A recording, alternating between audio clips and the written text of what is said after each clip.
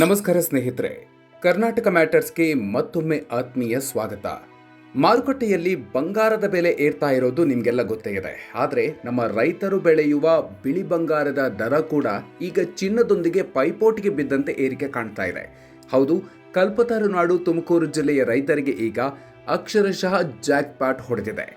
ಏಷ್ಯಾದಲ್ಲೇ ಅತಿದೊಡ್ಡ ಮಾರುಕಟ್ಟೆ ಎನಿಸಿಕೊಂಡಿರುವ ತಿಪಟೂರು ಎಪಿಎಂಸಿಯಲ್ಲಿ ಉಂಡೆ ಕೊಬ್ಬರಿ ಬೆಲೆ ಸಾರ್ವಕಾಲಿಕ ದಾಖಲೆ ಬರೆದಿದೆ.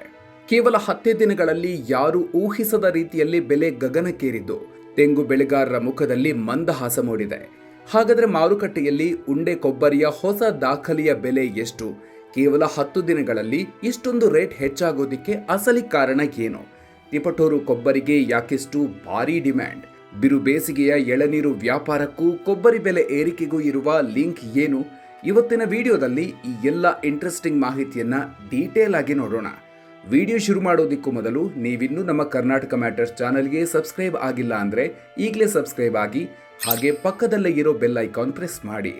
ಬಂಗಾರದೊಂದಿಗೆ ಪೈಪೋಟಿ, ಕೇವಲ 10 ದಿನದಲ್ಲಿ 8,000 ರೂಪಾಯಿ ಏರಿಕೆ.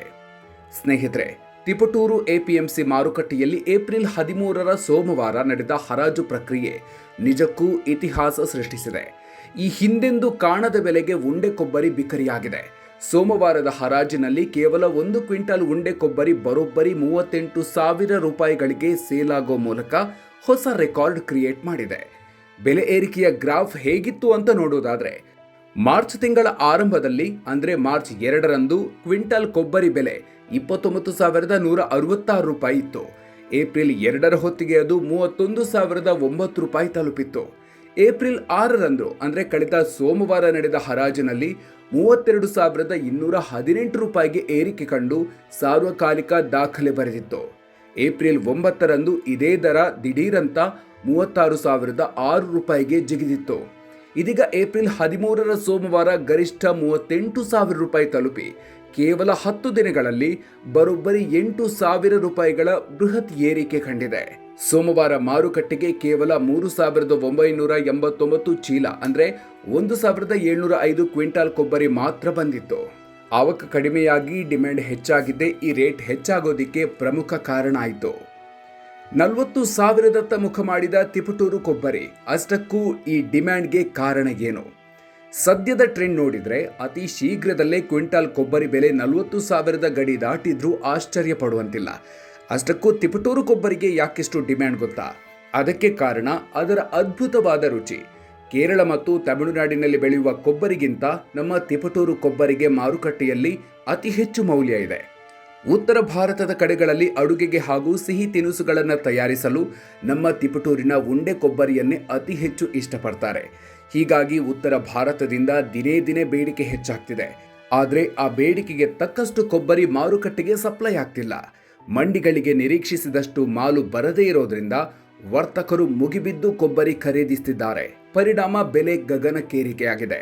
ತುಮಕೂರು ಜಿಲ್ಲೆ ಹಾಗೂ ತಿಪಟೂರು ಸುತ್ತಮುತ್ತಲಿನ ಲಕ್ಷಾಂತರ ರೈತರು ಕೇವಲ ತೆಂಗು ಬೆಳೆಯನ್ನೇ ನಂಬಿ ಜೀವನ ನಡೆಸುತ್ತಿದ್ದಾರೆ.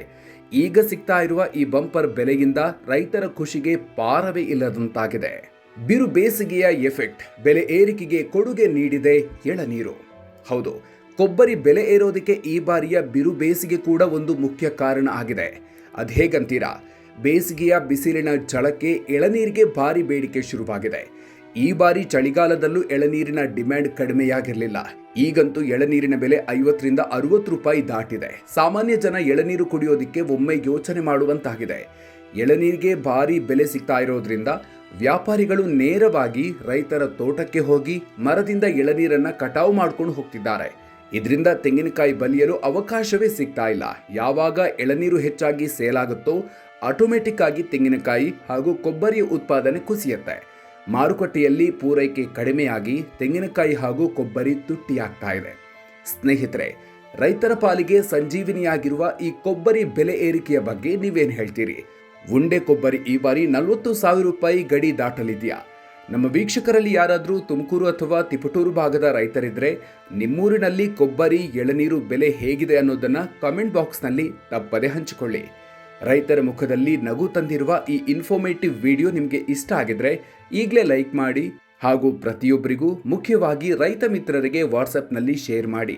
ನಮ್ಮ ನಾಡಿನ ಇಂಥದ್ದೇ ಆಸಕ್ತಿದಾಯಕ ಮಾಹಿತಿಗಳಿಗಾಗಿ ಮರೆಯದೆ ನಮ್ಮ ಕರ್ನಾಟಕ ಮ್ಯಾಟರ್ಸ್ ಯೂಟ್ಯೂಬ್ ಚಾನಲ್ಗೆ ಸಬ್ಸ್ಕ್ರೈಬ್ ಆಗಿ. ಮುಂದಿನ ವಿಡಿಯೋದಲ್ಲಿ ಮತ್ತೊಂದು ಇಂಟ್ರೆಸ್ಟಿಂಗ್ ವಿಚಾರದ ಜೊತೆಗೆ ಮತ್ತೆ ಸಿಗೋಣ. ಅಲ್ಲಿವರೆಗೂ ನಮಸ್ಕಾರ.